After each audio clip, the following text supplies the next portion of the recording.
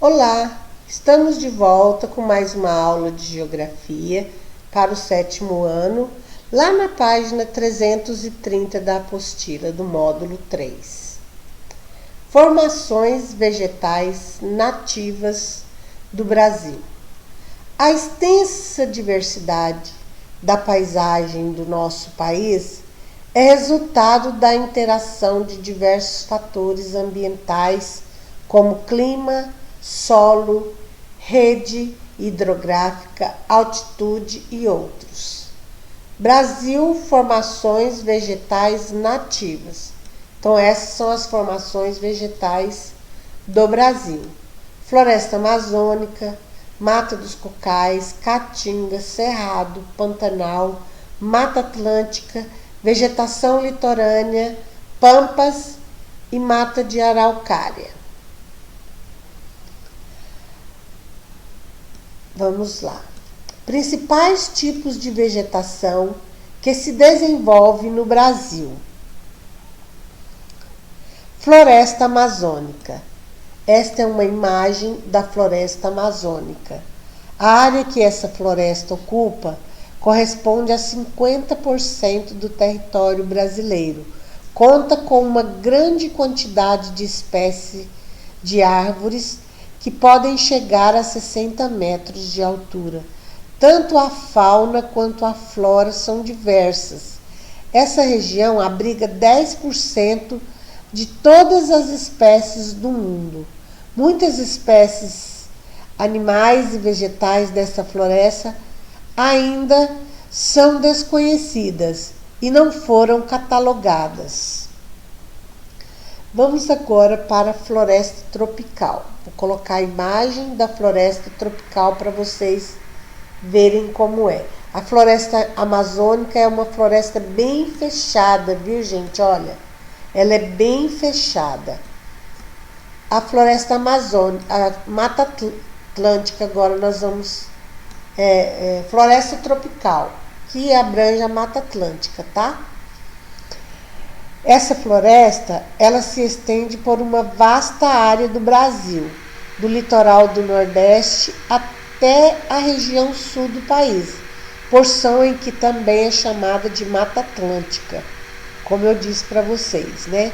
No interior, sua formação vegetal é influenciada principalmente pelo relevo, com maior altitude, enquanto os ventos úmidos do oceano influenciam as espécies que se desenvolvem no litoral, como bromélias, orquídeas, samambaias, né?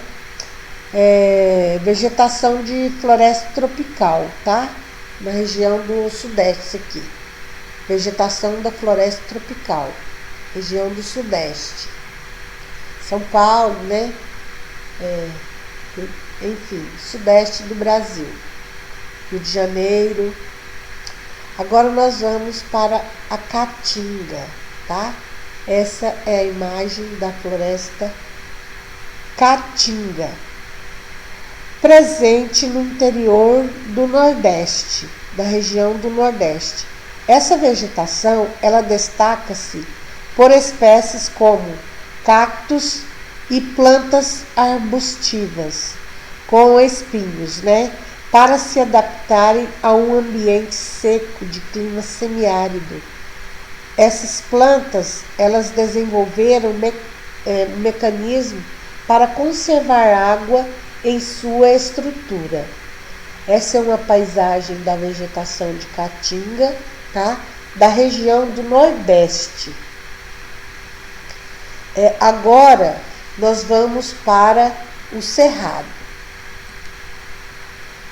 Essa é uma vegetação, é uma imagem do Cerrado, no qual faz parte o Mato Grosso do Sul, né? Todo o centro-oeste brasileiro. Vegetação presente em 24% do território brasileiro. O Cerrado é formado por extensas paisagens com árvores e arbustos espaçados e vegetação rasteira. Algumas espécies de árvores nativas dessa vegetação apresenta troncos retorcidos e casca grossa e são adaptadas para resistirem a queimadas naturais, que ocorrem com mais frequência no período de seca, de abril a setembro no caso, né? As plantas voltam a brotar no período de chuvas, de outubro a março, tá? Essa é uma imagem, como eu disse para vocês, do Cerrado, do centro-oeste brasileiro, no qual Mato Grosso do Sul faz parte, né? Agora vamos para a Mata dos Cocais. Mata dos Cocais são formações vegetais constituídas principalmente por palmeiras de babaçu e de carnaúba também, muito aproveitadas na economia local. Deles extrai-se o coco, a madeira do caule e as folhas para a produção de fibras, né, utilizadas no artesanato. É um tipo de vegetação encontrada em uma área de transição entre o clima úmido da floresta amazônica, né, e o clima semiárido da Caatinga. Então fica entre eles, tá? Agora vamos para a vegetação de campos. Campos é formado especialmente por vegetações herbáceas, com as gramíneas. Os campos situam-se nos estados da região sul, desenvolvem em clima subtropical, com temperaturas mais amenas e frias.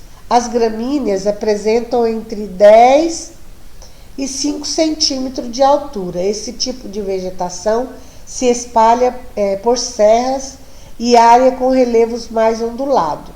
Próximo aos rios, as formações mais arbustivas compõem as matas galerias. Essa é uma paisagem de vegetação de campos no Rio Grande do Sul. Os campos são áreas propícias para a prática da pecuária. Vamos ver agora a vegetação litorânea, que é essa imagem que eu coloquei para vocês. Corresponde a uma variedade de espécies encontrada ao longo da faixa costeira brasileira. Entre elas podemos citar vegetação composta por plantas rasteiras e por algumas arbustivas, que recebem influência direta das águas do mar. Há também o manguezal, formado por árvores de longas raízes, que se desenvolvem em ambientes com alta salinidade, mas também com presença de água doce, como foz de rios que desembocam no mar. Essa é uma paisagem, né, da vegetação de Restinga, no litoral do estado de Santa Catarina. Agora, por último, né, nós vamos ver o Pantanal. Olha que imagem linda que eu coloquei do Pantanal. Essa vegetação que se desenvolve na maior planície inundável do mundo, que embora drenada pela bacia do Rio Paraguai, ela permanece com áreas alagadas praticamente o ano todo, situada na porção oeste dos estados de Mato Grosso e do Mato Grosso do Sul. O Pantanal reúne espécies típicas de outras vegetações que estão ao seu redor. Exemplo da Caatinga, né, Canela de Ema, da Floresta Amazônica, Vitória Régia, e do Cerrado, que é a Palmeira do Buriti. Tá? Essa é a paisagem do Pantanal, na região centro-oeste. Nessa vegetação, há formações de baías distribuídas irregularmente na paisagem em épocas de seca. Tá? Agora nós vamos ver alterações da vegetação natural do Brasil. Podemos notar a interação entre a sociedade e a natureza ao observar as transformações na vegetação original do território brasileiro.